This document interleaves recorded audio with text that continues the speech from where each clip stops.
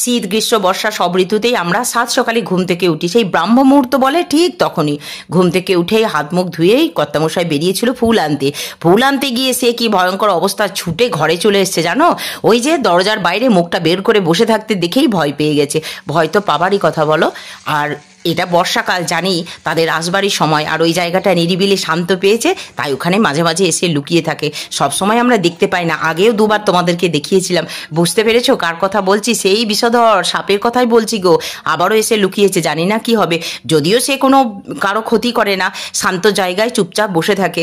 আর তবুও তো ভয় তো লাগে বলো। ওই গলিটা দিয়েই তো আমাদের বেরোতে হবে, সিঁড়িতলা দিয়ে। আর বাইরে যে মিটার ঘর, ওই যে ডান দিকে দরজাটা, ওইখানেই মুখটা বের করে বসে থাকে, ওটাই তো মিটার ঘর।